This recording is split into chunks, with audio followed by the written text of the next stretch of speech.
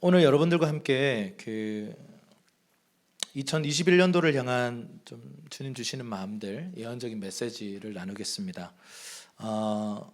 전도서 3장 1절 말씀을 함께 보고 함께 말씀 나누겠습니다. 전도서 3장 1절입니다. 시작. 범사에 기한이 있고 천하 만사가 다 때가 있나니.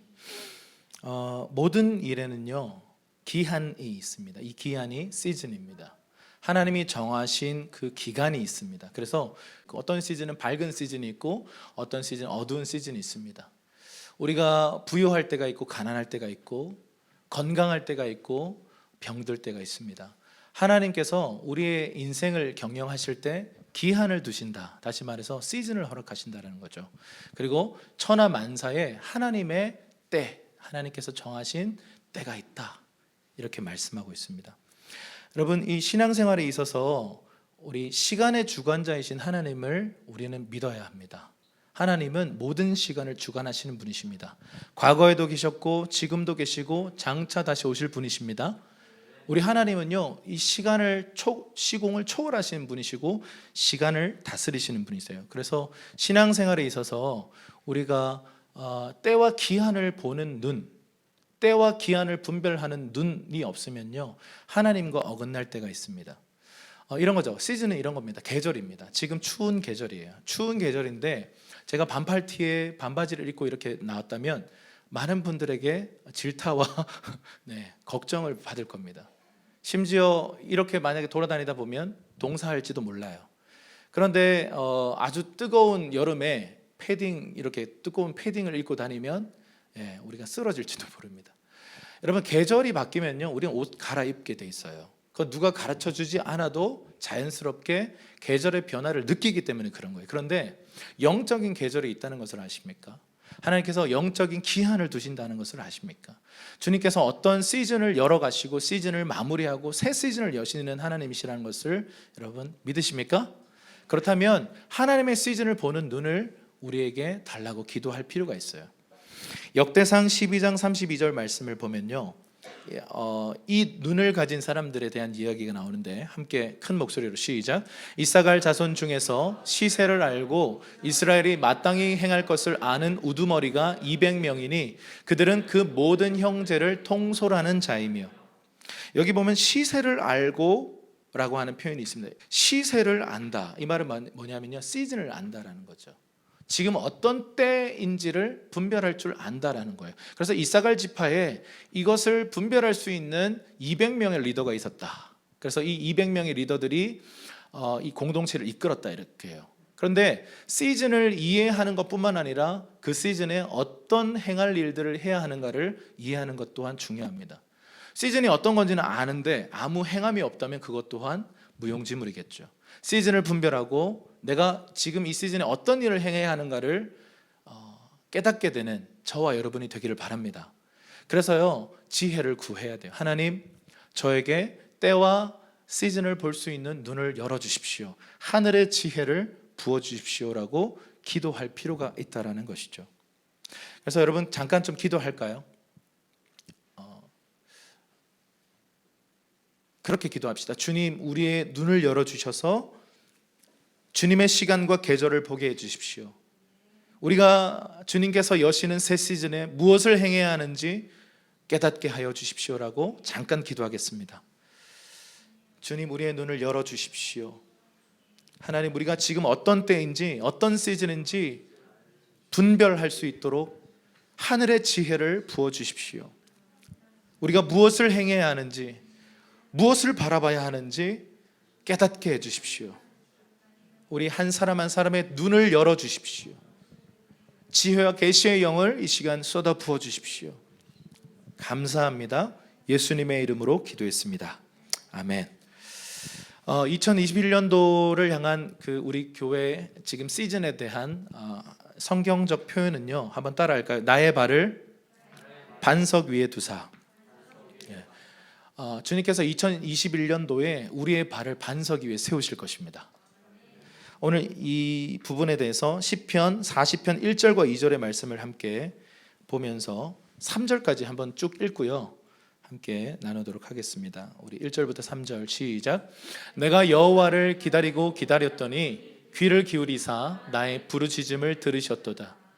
나를 기가 막힐 웅덩이와 수렁에서 끌어올리시고 내 발을 반석 위에 두사 내 걸음을 견고하게 하셨도다. 새 노래 곧 우리 하나님께 올릴 찬송을 내 입에 두셨으니 많은 사람이 보고 두려워하여 여호와를 의지하리로다. 아멘. 다윗이 이 시를 썼습니다. 그리고 인도자를 따라서 부르는 노래라고 제목이 붙어있는 이 시편입니다. 오늘 이 시편 40편의 전체적 주제는 기다림이에요. 기다림. 내가 여호와를 기다리고 기다렸더니 라고 표현하고 있어요. 1절을 띄워주세요. 내가 여호와를 기다리고 기다렸더니 라고 표현을 합니다. 히브리어로 이 기다리다는 표현이 한번 따라할까요? 카바. 네, 카바라고 하는 단어인데요, 세 가지 주도적인 뜻이 있는데, 첫 번째 기다리다, 두 번째 바라보다, 세 번째 묶이다라는 거예요. 그 대상을 바라보고 그 대상을 기다리고 그 대상과 묶이는 거예요. 연합되는 거예요. 그게 바로 카바라고 하는 뜻입니다. 그래서 이 카바라고 하는 단어는 맹목적으로 그냥 기다리고 막연하게 기다리는 게 아니고 확신을 갖고 기다리는 거예요. 그 일이 반드시 될 줄로 믿고 기다리고 있는 거예요. 그게 바로 카바입니다.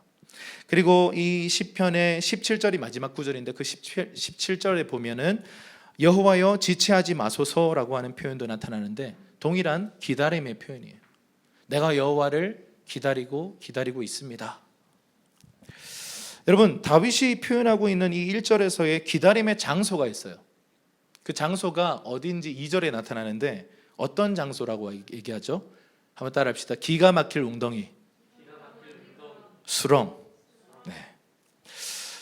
기가 막힐 웅덩이와 수렁에서 주님을 기다리고 있는 이 다윗의 상황입니다. 여기서 이 웅덩이가 보르라고 하는 단어이고요, 이게 어떤 뜻이냐면 구덩이, 우물, 지하 감옥 이런 뜻을 가지고 있어요. 한마디로 그냥 저 구렁텅이에 빠져 있는 상태, 기가 막힌 웅덩이라는 거예요. 내 힘으로 빠져나올 수 없는 웅덩이라는 거죠. 수렁은 어떤 뜻이냐면요, 이 수렁은 두 가지의 합성어인데 티트 플러스 야벤인데요, 더러운 진흙탕이에요. 그 진흙탕에 빠지면요 어떻게 돼요? 그 깊은 늪에 빠지면 우리는 어떻게 됩니까? 우리 힘으로 빠져나올 수가 없고 허우적거릴수록 애쓸수록 더 더러워져요. 그게 기가 막힐 웅덩이와 수렁의 뜻입니다. 그곳에서 기다리고 있어요. 바라보고 있어요. 그 결과 그 대상과 묶이고 있어요. 다윗은요 여기서 포인트가 뭐냐면 무엇을 기다리는가예요. 문제 해결을 기다리는가? 아니면 빨리 내가 여기서 벗어났으면 좋겠습니다라고 하는 것을 기다리는가? 어떤 응답을 기다리는가? 아니요, 아주 본질적인 걸 기다리는데 여호와를 기다리는. 1절에 보십시오. 내가 여호와를 기다리고 기다렸더니 라고 표현하고 있습니다.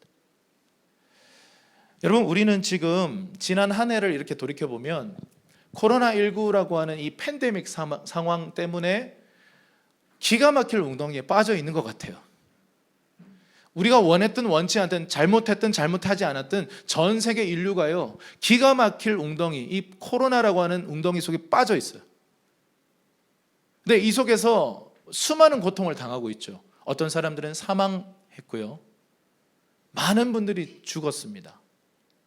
그리고 많은 분들이 이것으로 인해서 실업자가 되었고 파산했고 수많은 이 기업들이 부도가 일어났어요. 자영업자들이 몰락했습니다. 경제가 지금 세계적으로 흔들 것이라는 전망들이 있습니다. 앞으로 우리가 살기가 더 힘들어질지 모른다는 이 부정적인 전망들이 막 쏟아져 나오고 있고 많은 자살률들이 이 기간에 있었습니다. 여러분, 많은 사람들이 지금 코로나19 팬데믹으로부터 벗어나기를 기다리고 있어요. 코로나19가 종식되는 그날을 우리는 기다리고 있어요. 그런데 여러분, 이 웅덩이에서, 기가 막힐 웅덩이, 이 수렁에서 우리가 기다려야 할 분은 오직 하나님 한 분이에요. 여호와를 기다려야 하는 것입니다. 문제 해결을 기다리면 안 돼요. 여러분, 오늘 이 다윗은요 문제 해결의 날이 아니라 여호와 하나님을 기다리고 있다 이렇게 말씀하고 있어요. 우리 이 이사야 40장 31절 말씀을 한번 찾아볼게요. 이사야 40장 31절 시작. 오직 여호와를 앙망하는 자는 새 힘을 얻으리니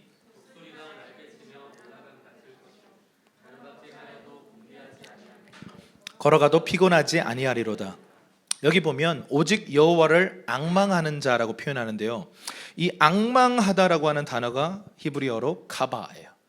여기 카바라고 하는 것은요, 이 다른 번역을 보면 오직 여호와를 바라보는 자라고 번역되어 있는 성경 구절들도 있는데, 오직 여호와를 바라보는 자, 기다리는 자, 그분과 묶이는 자에게 무엇을 주겠다? 세임 주겠다. 세임 받은 사람의 특징은 뭐예요? 독수리가 날개치고 올라감 같은 그 올라감이 있을 것이다. 뭔가 끌어올리시는 역사가 있을 것이다. 상승이 있을 것이다. 비상이 일어날 것이다 라고 말씀하고 있어요. 여러분, 하나님을 기다리는 사람들, 하나님을 바라보는 사람들, 하나님과 연합되어서 묶인 사람들에게 하나님은 새 힘을 공급하시는 것입니다. 그래서요, 문제 속에서 하나님께서 우리의 삶에 문제를 허락하실 때, 고통을 허락하실 때 포인트는 뭐냐면요, 그 고통에서 벗어나는 게 아니라 하나님을 바라보는 것입니다. 상황과 관계없이 여전히 깊은 웅덩이에 있지만 그분으로 말미암아 나에게 새 힘이 부어져서 그 상황으로부터 빠져나오는 것. 여러분, 똑같은 응답인데요, 본질이 다른 것입니다. 문제 해결, 기도의 응답만을 구하는 것은 기독교가 아니에요. 기도 응답을 주시는 분, 문제를 해결해 주시는 분, 길을 만드시는 그 하나님을 바라보고 기다리고 경배하는 것이 기독교인 줄 믿습니다. 그래서 여러분, 이 카바라고 하는 이 단어가 여호와를 앙망하는 자라고 오늘 이사야 40장에 등장하고 있어요. 주님 약속하십니다. 주님을 바라보면, 주님을 기다리는 자들에게는 내가 새 힘 주겠다. 내가 그들을 높이겠다. 내가 그들을 통해서 날아오르는 역사를 일으키겠다. 그들에게 피로감과 그들의 안에 있는 지쳐있는 마음들을 상쾌하게 하겠다. 할렐루야. 이게 주님을 카바하는 사람들에게 약속하신 약속이라는 것이죠. 다시 2절로 가볼게요. 시편 40편 2절 다시 한번 읽겠습니다. 시작. 나를 기가 막힐 웅덩이와 수렁에서 끌어올리시고 내 발을 반석 위에 두사 내 걸음을 견고하게 하셨도다. 여러분, 피곤하고 지치고 상하고 두렵고 절망스러운 이 기가 막힐 웅덩이, 이 수렁에서 주님은 우리 인생의 주관자이신 하나님을 바라보는 것을 요구하고 계세요. 문제를 바라보지 말고 네 죄를 보지 말고 나를 바라보라. 그러면 내가 너에게 힘을 줄 것이고 너를 끌어올리며 너를 반석 위에 세우겠다. 이렇게 약속하고 있어요. 여러분, 2020년 한 해 동안 여러분 한번 돌아보세요. 나에게 있어서는 그 기가 막힐 웅덩이가 무엇이었는가? 재정이었습니까? 건강이었습니까? 관계였습니까? 비즈니스가 그런 웅덩이였습니까? 사역이었습니까? 아니면 실패하는 상황이었습니까? 아니면 죄입니까? 영적 공격입니까? 그 무엇이든 간에 나에게 있어서 정말 기가 막힌 이 상황들, 그럼 내 힘으로 빠져나갈 수 없는 그 수렁 속에서 신음했던 그 순간들을 한번 떠올려 보십시오. 나는 그 상황에서 무엇을 구했는가? 무엇을 바라봤는가? 빨리 이것이 내 삶에서 벗어나지면 좋겠다. 아니요, 여러분, 시편 기자가 고백하는 것은 뭐냐면 문제가 아니라 하나님이라는 거예요. 기도의 응답보다 하나님이 우선이라는 것입니다. 여러분, 요나가 그 물고기 뱃속에서 그 고집스럽고 교만했던 요나가 하나님이 예스 했는데 노 했잖아요. 주님이 니느웨 예스 했는데 요나가 자기가 무슨 어떤 배포가 있는지 자기가 노 그랬어요. 그리고는 주님의 명령에 정반대의 길을 택했는데 결국 기가 막힐 수렁에 빠져버렸어요. 여러분, 이 기가 막힐 수렁에 빠지면요, 어떤 자신감이 있는 사람들도 두 손 두 발 들고 다 항복하게 돼 있어요. 주님 잘못했습니다. 여러분, 우리는요, 이 기가 막힐 웅덩이에 딱 들어가면 나의 자금을 깨닫게 돼요. 나의 죄성을 보게 돼요. 나도 모르게 막 악이 올라와요. 여러분, 여러분이 빠졌던 웅덩이가 무엇이었든지 간에 어쩌다가 그 웅덩이에 빠졌는가? 여러분, 이 시편 기자 2절에 보면 이 웅덩이와 발을 연결시키고 있어요. 발을 헛디뎌서 빠진 웅덩이라는 것입니다. 여러분, 웅덩이에 잘못 빠지면 큰일 나죠. 이 진흙바닥에 진흙인지 모르고 가다가 밟아버리는 거예요. 함정인지 모르고 가다가 그냥 훅 빠져버리는 것입니다. 그게 구덩이예요. 발이 잘못한 거죠. 발이 발이 좀 잘 살폈어야 되는데 실족해서 넘어지면서 구덩이에 빠진 겁니다. 여러분, 지난 시즌에 우리가 코로나 팬데믹이라고 하는 어떤 재앙들이 우리에게 왔어요. 그런데 그거 외에 여러분의 개인의 삶 속에 어떤 수렁이 있으셨습니까? 여러분의 구덩이는 무엇이었습니까? 이 수렁에서 우리는 왜 어떻게 하다가 이 수렁에 빠져버렸는가? 여러분, 다윗은요 2가지 상황에 대해서 소개를 해요. 첫 번째는 뭐냐면 재앙이 그냥 온 거예요. 상황이 그냥 그렇게 펼쳐져 버린 겁니다. 또 하나는 뭐냐면 내 죄 때문에 내가 잘못해가지고 내가 잘못 헛디뎌가지고 빠진 거예요. 근데 또 하나는 그런 것과 전혀 상관없이 상황이 일어나 버린 겁니다. 그냥 나와 상관없는 어떤 환경들이 조성돼 버린 겁니다. 이 코로나처럼요. 시편 40편 12절에 같은 시편의 12절에 보면 다윗이 이렇게 고백을 해요. 한번 읽어볼게요. 시작. 수많은 재앙이 나를 둘러싸고 나의 죄악이 나를 덮침으로 우러러 볼 수도 없으며 죄가 나의 머리털보다 많음으로 내가 낙심하였음이니. 여러분이 빠졌던 그 고난의 늪, 기가 막힐 웅덩이 속에 빠진 이유가 무엇이었습니까? 혹시 여러분의 죄악 때문이었습니까? 아니면 여러분의 어떤 죄악과 상관없이 그런 상황들이 그냥 몰려왔습니까? 그런데 여러분, 이 둘은요 연관성이 있어요. 고난 속에 깊이 들어가다 보면요 우리 안에 있는 악이 막 올라와요. 막 원망과 불평과 부정적인 말과 부정적인 선택과 부정적인 행동들이 우리의 삶에 막 나타납니다. 그러다가 또 회개하고요. 그러다가 또 막 악이 받치고. 그게 고난 속에 있는 사람들의 모습입니다.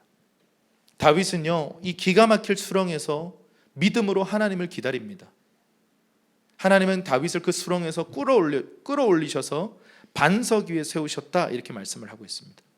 여러분, 우리의 삶에 있었던 그 기가 막힐 웅덩이와 수렁과 같은 그 절망의 순간에 우리가 해야 할 일은 문제를 바라보는 게 아니라 내 죄 때문이야 라고 하는 탄식과 내 죄를 바라보는 것도 아니고 여호와 하나님을 바라보는 것입니다. 여러분, 그것이 경배예요. 경배의 시작점은 하나님을 보는 것입니다. 하나님을 볼 때 우리가 경배를 시작하는 것이죠. 여러분, 그래서 우리 문제가 중요한 게 아니에요. 문제 해결이 중요한 게 아니에요. 그 속에서 경배를 배우는 것이에요. 그 속에서 어떤 상황에 있든지 간에 그분을 바라보는 법을 배우는 거예요. 이것이 회복의 시작점이에요. 그것이 우리를 비상하게 하는, 하나님이 우리를 날아오르게 만드는 그 도약이라는 것이에요. 여러분, 예배의 중요성에 대해서 우리는 너무 잘 알고 있습니다. 그런데 그 너무 중요하다고 생각하는 그 예배를 우리가 너무나도 놓치고 있어요. 예배는요 하나님을 바라보고 그분이 주시는 그 말씀, 그분의 계시를 우리가 믿음으로 받고 그것에 반응하는 것인데, 여러분, 이것이 없이는 그 어떤 것도 시작될 수가 없어요. 카바, 그분을 기다리는 것, 그분을 바라보는 것, 그분께 연결되어서 묶여버리는 것, 이것은 경배인 것입니다.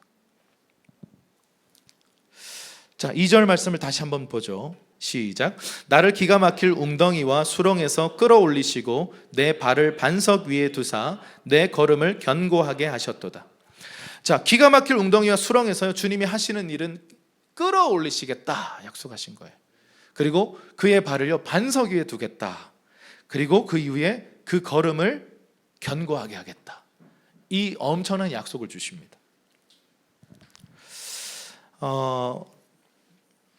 지난 시즌에 여러분 발 헛디디셔가지고 빠진 그 웅덩이 속에서 우리가 헤매고 방황할 때, 힘들었을 때, 그런데 여러분 그 속에서 주님을 바라보기 시작할 때 주님은 주님의 기한에 어떤 한 시즌이 끝이 나고요 새 시즌이 열리면서 그 사람을 반석 위에다가 세우십니다.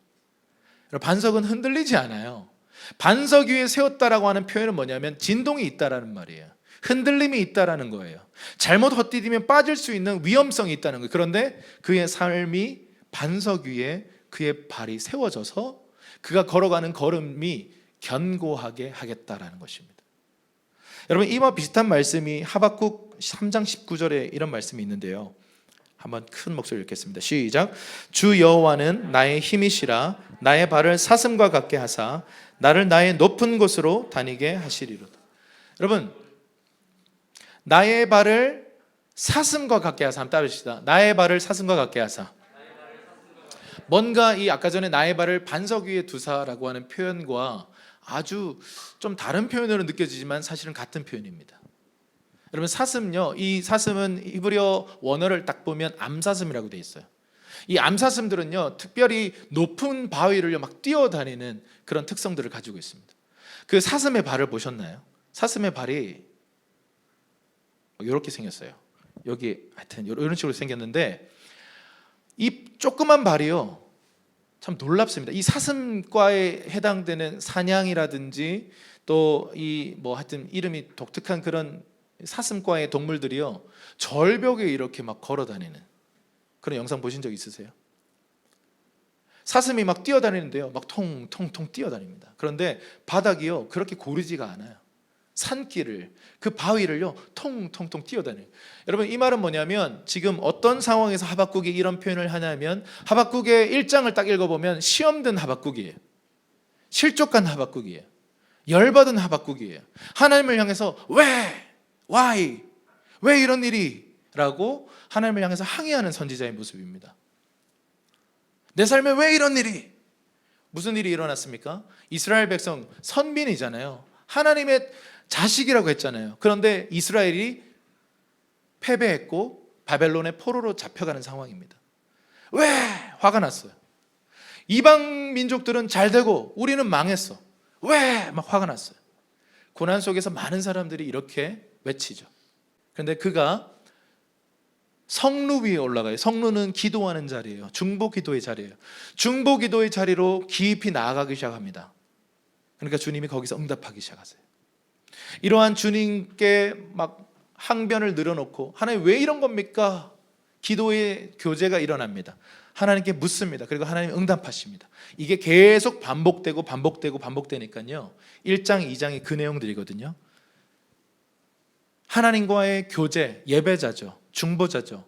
예배하고 중보하는 이 하박국을 통해서 어떤 것이 풀어집니까? 하나님의 관점이 풀어져 버려요. 이 땅의 현실은 재앙과 같아요. 여전히 고통스러운 현실이 눈앞에 펼쳐져 있어요. 그런데 그 안에 풀어진 것은 하나님 나라의 사고방식입니다. 하나님 나라의 관점들이 풀어집니다. 그래서 이 재앙 같은 현실 속에서 사슴의 발과 같이 주님께서 만드셔서요, 이 사슴 발은 실족하지 않는 발이에요. 넘어지지 않는 발이에요. 높은 바위를 뛰어다니는 발이라고요. 여전히 이 세상의 현실은 너무 어둡고 힘든 현실이지만 주님은 그의 눈을 바꾸시고 그의 발을 사슴과 같이 하셔서요, 높은 곳을 다니게 하셨다. 이 말은 뭐냐면, 땅에 있지만 땅에 속한 자가 아니라 하늘에 속한 자로 그의 신분과 정체성을 견고하게 하셨다라는 것입니다. 여러분, 우리가 문제가 해결되고 기도가 응답되는 것에 집중하는 게 아니라 그 문제를 가지고 여호와께 나가는 거예요. 그리고 그분을 바라보고 기다리는 것입니다. 그러면 주님은 우리의 발을요, 견고하게 만드실 것입니다. 반석 위에 세우실 것입니다. 사슴과 같이 우리를 바꾸실 거예요. 그래서 높은 곳을 뛰어다녀도 넘어지지 않는, 실족하지 않는 발 허락하실 것입니다. 상황이 갑자기 막 바뀌지 않을 수 있어요. 상황이 갑자기 막 변화되지 않고 여전히 힘들 수 있어요. 그러나 시험 들지 않는 거예요. 그게 하박국의 3장의 내용입니다. 진노 중에라도 긍휼을 잊지 말아 주십시오. 우리의 삶 속에 있는 여러 가지 힘든 재앙들, 그러나 우리는 주님을 바라봅니다 라고 고백하는 것이죠. 그래서 여러분, 사무엘하 22장 32절 37절 말씀을 보면 이 하박국이 다윗의 시를 영향받았구나, 이걸 좀 알 수 있습니다. 다윗이 어떤 승리의 시편을 이렇게 썼는데요, 한번 좀 보도록 하십시오. 32절부터 37절까지 시작. 여호와 외에 누가 하나님이며 우리 하나님 외에 누가 반석이냐? 하나님은 나의 견고한 요새시며 나를 안전한 곳으로 인도하시며 나의 발로 암사슴 발같게 하시며 나를 나의 높은 곳에 세우시며 내 손을 가르쳐 싸우게 하시니 내 팔이 놋활을 당기도다. 주께서 또 주의 구원의 방패를 내게 주시며 주의 온유함이 나를 크게 하셨나이다. 내 걸음을 넓게 하셨고 내 발이 미끄러지지 아니하게 하셨나이다. 아멘. 여러분, 이 표현과 하박국의 표현 그리고 시편 40편의 표현은 일맥상통하는 거예요. 이렇게 표현하고 있습니다. 우리 하나님 외에 누가 하나님이냐? 하나님만이 참 하나님이십니다. 우리 하나님만이 참 반석이십니다. 믿으십니까? 여러분, 고통 속에서 발견해야 되는 게 뭐냐면 참 하나님이 누구냐예요. 내 안에 있었던 우상들이 무엇이었는가에 대해서 드러나는 시간들이에요. 여러분, 고통이 없으면요 정련이 없어요. 정결케 되는 불이 없다는 거죠. 여러분, 오히려 우리 이런 힘든 상황과 고통 속에서 주님의 백성들은 더 순결해지는 거예요. 그래서 마지막 시대에 큰 환란이 있을 것이라고 말하고 있는데, 주님 다시 오실 때 어린 양의 혼인잔치라고 표현하잖아요. 신랑이 오시는데 신부가 단장해야 돼요. 깨끗해져야 돼요. 그런데 등 따시고 배부르면 여러분, 역대 왕들을 보세요. 이스라엘의 역사를 보세요. 교회사를 보세요. 등 따시고 배부른 때에 어떤 일이 벌어집니까? 부요하고 평화가 이어졌을 때 우상을 섬기게 되죠. 그들 안에 죄악을 타협하게 돼요. 그런데 고통을 받고 포로로 사로잡혀가고 뭔가 수욕을 당할 때 이스라엘 백성들을 보십시오. 회개의 역사들이 일어나기 시작합니다. 성전이 무너지고 바벨론에게 모든 것을 빼앗겼을 때 그들은 회개하기 시작했고 다시 고토로 돌아오는 기적들을 맛보고 그 안에서 회개 운동을 일으켰어요. 여러분, 고난이 우리를 정결케 합니다. 고통이 우리를 정련하는 불로 우리를 정금과 같이 만드는 하나님의 도구인 것입니다. 사탄은 그 고난을 통해서 우리를 넘어뜨리고 완전 파멸로 이끌려고 하지만 그 배후에 계신 하나님의 손은 그 고난을 통해 우리를 더 정결한 신부로 만들어가는 하나님의 인도하심인 줄 믿습니다. 여러분, 고난 속에서 이걸 발견해야 돼요. 누가 하나님이냐? 누가 반석이냐? 그리고 여러분 34절에 보십시오. 33절에 하나님은 나의 견고한 요새시고 나의 피난처다 이렇게 표현합니다. 34절에 보니까 나의 발을 암사슴발 같게 하셔서 나를 나의 높은 곳에 세우셨다. 하이 플레이스에 세우셨다. 근데 그 뒤에 흥미로운 표현들이 있는데 35절 보세요. 한번 따라합시다. 내 손을 가르쳐 싸우게 하시니. 여러분, 이 표현을 보세요. 주님께서 반석 위에 세워진 자들에게 무엇을 하기 원하십니까? 우리의 손을 가르치셔서요 싸움의 기술을 가르치겠다는 거예요. 네 팔이 놋활을 당기는 법을 가르치겠다는 거예요. 검수를 가르치겠다는 거예요. 할렐루야. 여러분, 우리의 걸음이 견고하게 되는 이유가 여기 있습니다. 하나님이 대신 싸워주는 게 아니에요. 우리가 주님 앞에 굳게 서서 영적 전쟁을 수행하기 시작해요. 물론 여러분, 우리가 영적 전쟁은 우리가 주님을 통해 전쟁하는 거죠. 우리가 찬양하기 시작하거나 우리가 기도하기 시작할 때 주님이 움직이셔서 전쟁하시는 것입니다. 그런데 오늘 여기서 보면 마치 내가 싸우는 것처럼 표현하고 있어요. 내 손을 가르쳐 싸우게 하신다. 그럼 싸움의 기술을 주님 우리에게 가르치시기 원하신다라는 것입니다.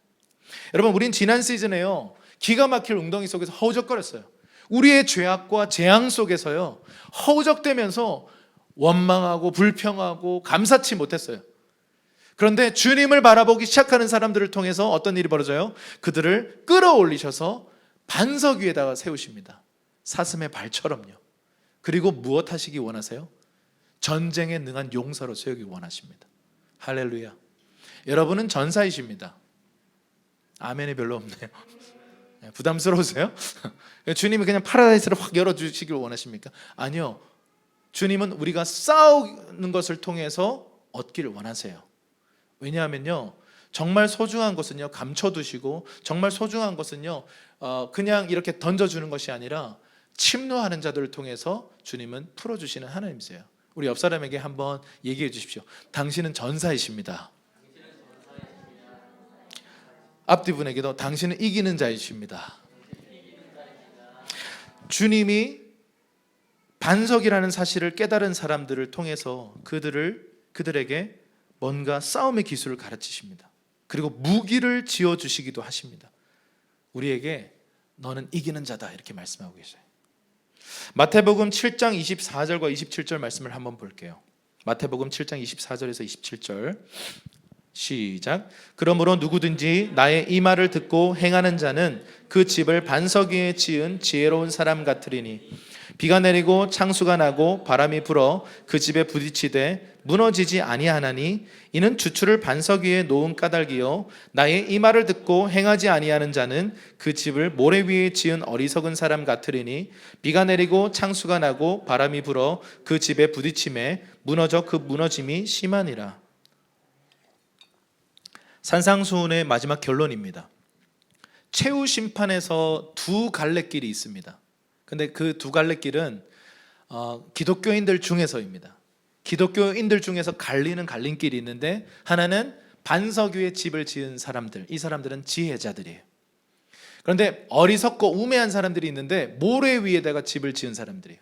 이 두 갈래길로 탁 나눠지는데요, 이 두 갈래길이 나눠지는 기준이 뭐냐면 예수님의 말씀, 여기서 문맥적으로 보면 산상수훈의 메시지예요.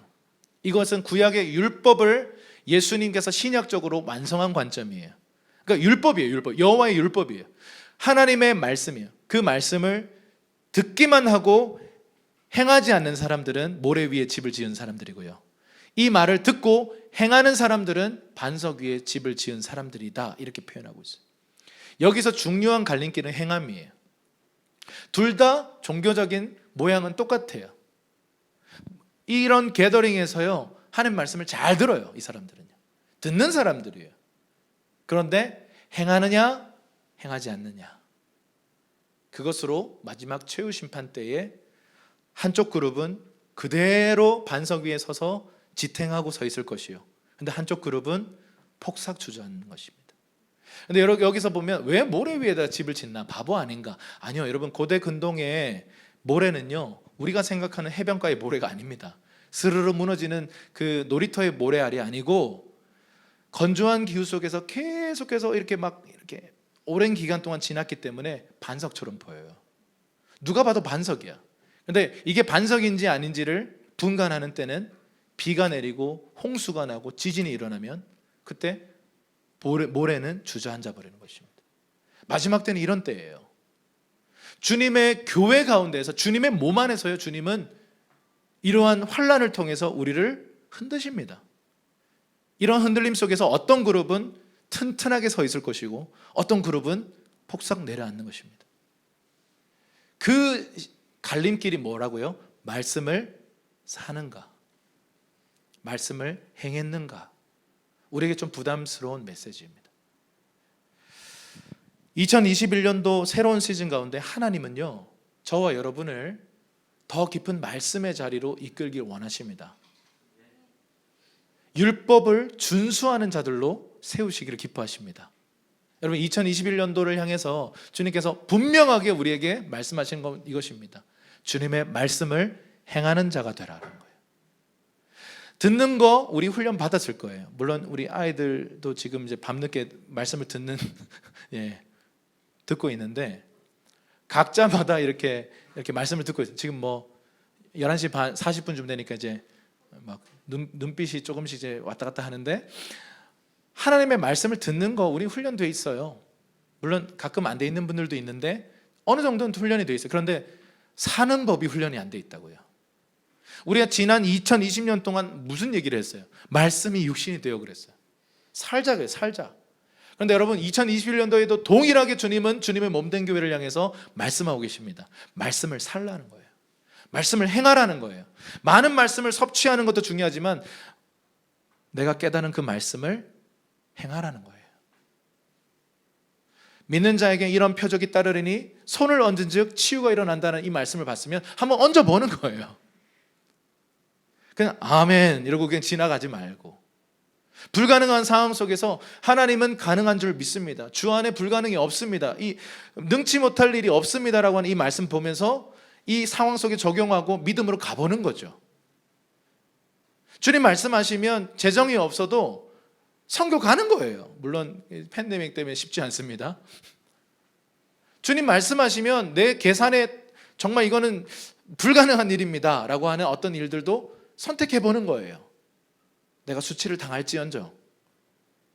그런 두려움이 있잖아요. 우리는 이제 나이가 점점 들면요, 선택 하나에 좀 조심스럽습니다. 주저합니다. 모험보다는 안정을 선택합니다. 그런데 말씀하시면 모험을 떠나는 거죠. 그물을 내려보는 거예요. 피곤해 죽겠는데 다시 깊은 데로 가서 그물을 내려보는 것입니다. 이러한 믿음의 시도와 실천, 행위들이 저와 여러분의 삶에 가득하기를 주님의 이름으로 축복합니다. 말씀을 듣는 것. 그러기 위해서는요, 여러분 말씀을 읽고 묵상하셔야겠죠. 공부도 하셔야 됩니다. 하나님의 말씀을 읽고 묵상하고 공부하는 것을 방해하는 사단의 전략들을 보세요. 이 스마트폰. 하나님 말씀을 읽고 앉아 있을 집중력이 없어요. 이것을 묵상할 만한 어떤 여유가 없어요. 뇌가 계속 돌아가요. 좀 묵상하고 있으면 카톡 이래요. 그럼 나도 모르게 카톡을 또 확인해. 그러면 쓸데없는 내용이야. 누가 헛소리 했어. 괜히 내 묵상의 흐름이 꺼져요. 여러분 가능하다면 SNS에 그 중요한 거 빼고는요, 물론 이제 사역팀이나 어떤 긴밀한 소통을 하기 위해서는 카톡 같은 거는 좀 열어둘 필요가 있습니다만, 뭐 그렇게 급하지 않은 페이스북, 인스타그램 이런 알림을요 끄고 살시기를 좀 축복해요. 이게 여러분 우리의 묵상을 얼마나 방해하는지 몰라요. 여러분 우리가 묵상하고 성경을 공부하고 뭔가 집중해서 생각하는 것이 불가능해져가는 문화를 우리는 경험하고 있습니다. 이 상황 속에서 여러분 하나님 말씀을 사수하십시다. 하나님 말씀 앞에 앉으십시다.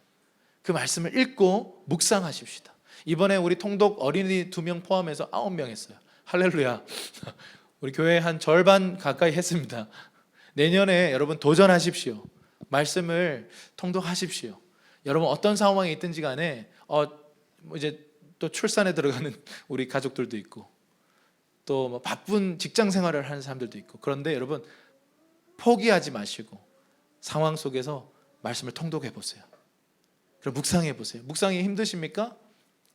한 절이라도 붙들어 보세요. 아니 한 단어라도 좀 붙들어 보세요.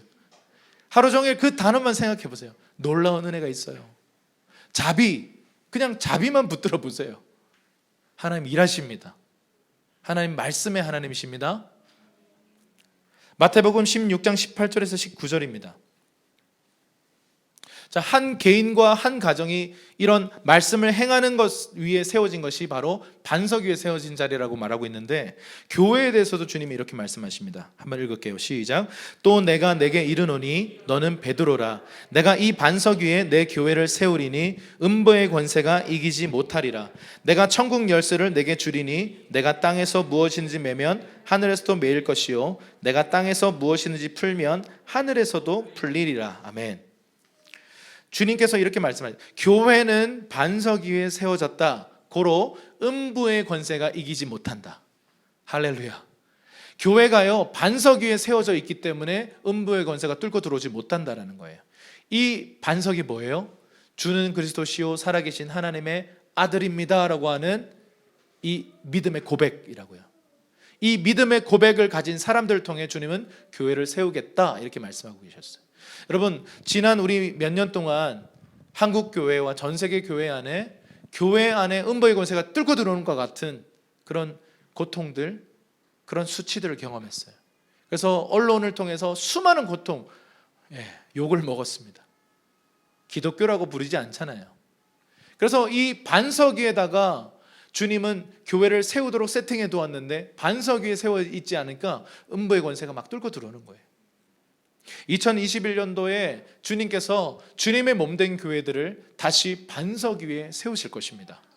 이 진동 속에서요 주님을 바라보는 법을 배운 교회들, 주님을 경배하는 법을 배운 교회들을 통해서요 그들을 반석 위에다가 다시 세팅하실 거예요. 그리고 음부의 권세가 뚫고 들어오지 못하는 교회로 주님께서 세우실 것입니다. 그리고는요 교회에게 다시 무기를 주시는데 그 다음 구절을 보세요. 이거 원래 우리에게 있었던 거예요. 한번 따라합시다. 천국 열쇠. 이게 무슨 무기인가? 여러분 하늘을 열기만 하면 이거는 엄청난 폭탄급의 무기입니다. 하늘을 여는 순간 하늘의 천사와 천군들이 진격해서요, 이 땅에 있는 모든 악한 영들, 악한 문화들, 악한 영향력들을 끊어버리고 돌파하는 것이죠.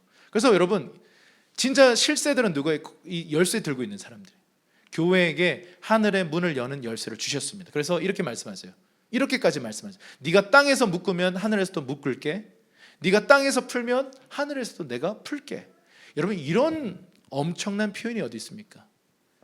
하늘은 하나님의 것이어도 땅은 우리에게 주셨다라는 이 표현이 얼마나 좀 하나님 중심적이지 않은 표현 같아요. 얼마나 교만한 표현 같아요. 그런데 주님은요, 그분을 바라보는 사람들, 그리고 그분의 반석 위에 세워진 자들에게 이런 권세를 주시겠다라는 것입니다. 너희가 말하면 내가 시행할 것이다. 너희가 풀면 내가 풀어버릴 것이다. 너희가 묶으면 나도 묶을 것이다. 이게 교회에게 주신 원래 디자인이라는 것입니다.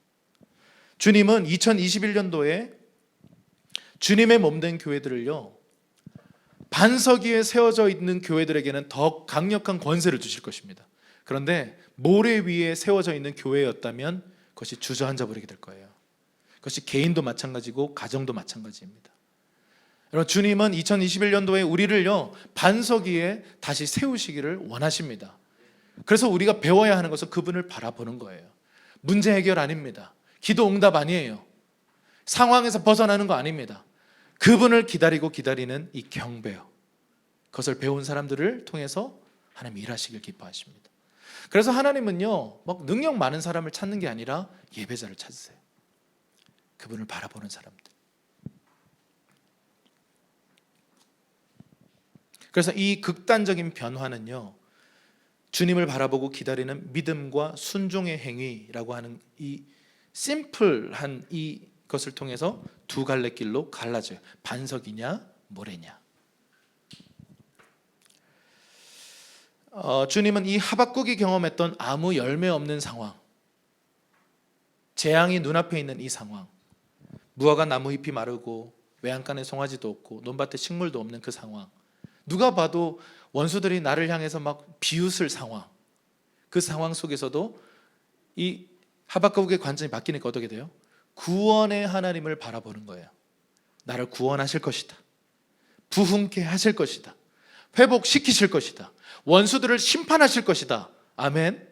그걸 바라보는 하박국을 통해서 어떤 고백을 합니까?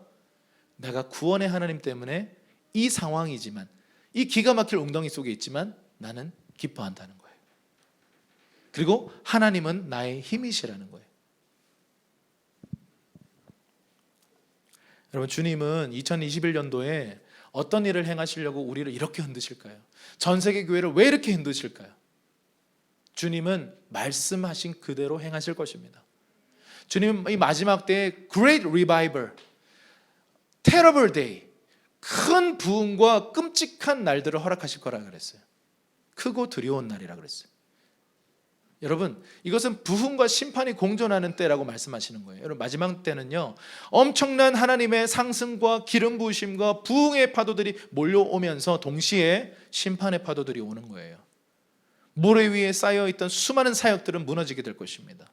모래 위에 쌓여있던 막 높이 쌓아갔던 그 바벨들은요, 한순간에 무너지게 될 거예요. 그런데 사람들이 환영하지 않고, 사람들이 그 가치를 이해하지 못하지만 그 좁은 길, 협착한 길, 그 반석 위에 서 있던 사람들에게는요, 더 강력한 기름 부으심을 부어주시는 부흥의 날이 될 것입니다.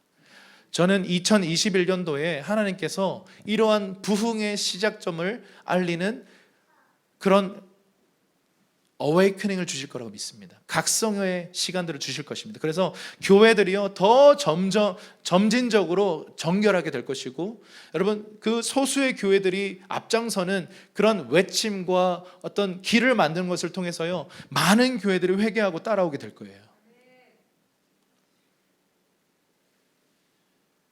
세례 요한과 같은 그런 사역들이 일어나게 될 것입니다. 극단적으로 말씀을 행하는 사람들요, 극단적으로 그분을 경배하는 사람들, 상황은 엉망진창인데 그분을 바라보면서 기뻐하는 이상한 사람들요. 조한 웨슬리가 어떻게 회심했다고요? 모라비안 교도들의 믿음을 보고 나는 구원받지 못했구나를 깨달았대요. 모태신앙이었고 선교사까지 되어서 선교 사역을 마치고 돌아오다가 풍랑이 있는 뱃속에서 다 같이 죽게 생겼거든요. 근데 모라비안 교도들은요, 평강을 유지했어요. 노인부터 어린아이에 이르기까지 그냥 찬송했답니다. 다들 막 벌벌 떨고 있는데 모라비안 공동체 사람들은요, 막 기뻐하면서 평안한 얼굴로 찬송했대요. 그 모습을 보고 존 웨슬리가 난 거듭나지 못했구나를 깨달았다는 거예요. 선교사였는데. 그리고 거기서 회심하고 돌아와서 시작된 운동이 감리교 운동이었어요. 엄청난 부흥의 시작점이었어요. 여러분, 하나님께서 이 시즌을 흔드셨어요. 많은 사람들이 그 기가 막힐 웅덩이 속에서 신음했습니다. 부르짖었어요. 하나님 다 듣고 계십니다.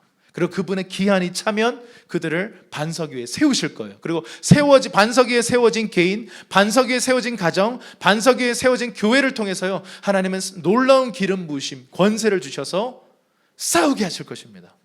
그가 걸어가는 그 길, 걸음을 견고하게 세우실 것입니다. 사슴의 발처럼 만드셔서 높은 곳을 다니는 거죠. 땅에 속해 있지만 땅에 속한 자가 아니라 하늘에 속한 자, 하늘의 관점으로 땅을 해석하는 사람들로 세우실 것이에요. 마지막 3절입니다. 3절 시작. 많은 사람이 보고 두려워하여 여호와를 의지하리로다. 반석 위에 세워진 자들에게 주님은 싸움의 기술을 가르치시는데 무기를 주십니다. 이 무기가 바로 새 노래입니다. 히브리어로 이 새 노래, 곧 우리 하나님께 올릴 찬송 했을 때 이 찬송이요, 히브리어로 테힐라입니다. 이 테힐라는 신약에서 사도 바울이 spiritual song, 신령한 노래라고 번역을 했습니다. 여러분, 이 테힐라 찬송은요, 이 새 노래로 불려지는 이 특별한 노래는요, 영적인 노래예요. 영의 노래라는 거죠. 시와 찬미와 신령한 노래를 주님께 드리라고 성경 우리에게 격려하는데요, 시는요 시편을 얘기해요. 찬미는 뭐냐면 정해진 곡조 붙은 우리가 얘기하는 찬양곡들이에요. 그런데 신령한 노래는 뭘까요? 그 곡조를 벗어난 자원하는 어떤 신령한 노래, 영적인 노래를 부르는 것이라는 거죠. 그래서 어떤 단체에서는 이것을 방언 찬양이다라고 말하지만 방언 찬양에만 국한할 수는 없는 어떤 영적인 노래라는 것입니다. 그런데 여러분, 이 무기를 주님이 이 다윗에게 주셨다는 거예요. 그 입에 풀어주셨다는 거예요. 그 결과를 보세요. 많은 사람이 이것을 보고 어떻게 해요? 두려워했다라고 합니다. 이것은 거룩한 두려움입니다. 경외함입니다. 그래서 어떤 결과가 펼쳐져요? 많은 사람들이 여호와를 의지하게 되는 영적인 전환들이 일어난다는 거예요. 영적인 각성이 일어난다는 거예요. 여러분, 한 개인의 시인이 기가 막힐 웅덩이 속에 자신의 죄악과 혹은 때로는 어떤 재앙 때문에, 상황 때문에 웅덩이에 갇혀서 신음했어요. 그런데 그 속에서 주님을 바라보고 기다렸대요. 그리고 그분과 연합되는 이 경배를 경험했대요. 그러니까 주님이 기한이 찼은 어떤 시즌이 마무리되고 새 시즌이 열리면서 반석 위에 그를 세우셨답니다. 그리고 그의 걸음을 견고하게 하셨는데 어떤 무기를 주세요? 새 노래를 주신다는 거예요.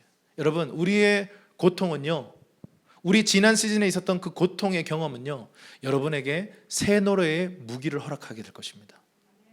여러분, 그러한 어떤 여러분의 간증을 통해서 우리의 찬송 안에 하나님의 엄청난 권세를 부어주시기를 주님께서 원하신다는 거예요. 그래서 우리가 새로운 시즌 가운데 새 노래 하기 시작할 때 나의 간증, 나의 찬송을 듣고 수많은 사람들이 영적 각성을 경험하고 동일하게 여호와를 의지하게 되는 일들이 일어난다는 것이죠.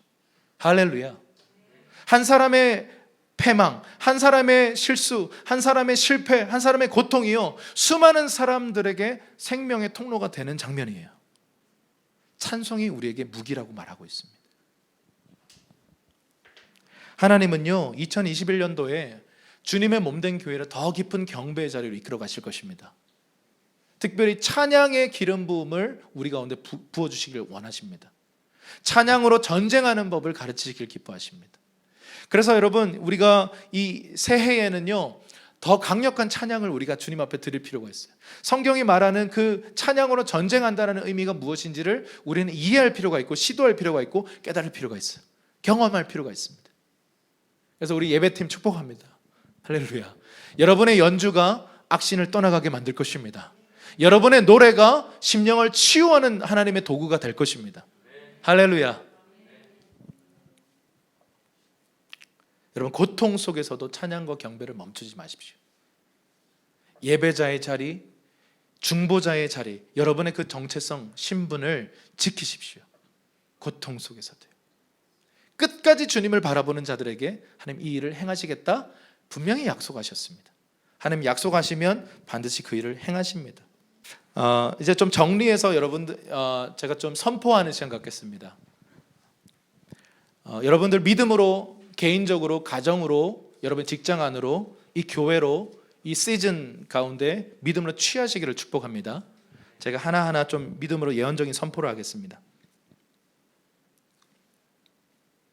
하나님께서 새 시즌 가운데 기가 막힐 웅덩이와 수렁 속에 있었던 사람들을 주님을 바라보고 주님을 기다리는 경배의 자리로 이끄셔서 그들을 새로운 반석 위에 끌어올리실 것입니다. 우리의 모든 상실과 실패와 가난과 모든 연약함과 우리 안에 있었던 모든 죄악들을 주님께서 반석 위에 세우셔서 더 이상 그러한 영향력들이 우리를 지배하지 못하게 만드실 것입니다. 주님을 바라보는 사람들, 독수리가 날개쳐 오름과 같은 새 힘을 받은 사람들을 통해서 주님은 새로운 기초 속에서 새 시작을 허락하실 것입니다. 반석 위에 세워진 자들에게 주님은 견고한 걸음을 주실 것입니다. 하나님께서 우리의 손을 가르치셔서 이기게 하실 것입니다. 싸움의 기술을 가르치실 것입니다. 반석 위에 세워진 한 사람, 반석 위에 세워진 한 가정, 반석 위에 세워진 한 교회를 통해서 주님은 부흥과 회복과 모든 원수들을 심판하는 시즌을 준비할 것입니다. 하나님은 우리에게 찬양과 경배를 무기로 주셨습니다. 새 노래로 찬양하십시오. 여러분의 입술에 풀어지는 테일라의 찬송을, 영적인 노래를, 신령한 노래를 풀어놓으십시오. 원수의 세력이 그 앞에 무너지게 될 것입니다. 많은 사람이 주님께 돌아오게 될 것입니다. 할렐루야. 이 시간 함께 저를 따라서 좀 선포했으면 좋겠습니다. 나의 발을 반석 위에 두사 내 걸음을 견고하게 하실 것이다. 주께서 나를 기가 막힐 웅덩이와 수렁에서 끌어올리시고 나의 발을 반석 위에 두사 나의 걸음을 견고하게 하실 것이다. 아멘. 우리 함께 좀 찬양을 부르면서 주님 앞에 기도하며 나갔으면 좋겠어요.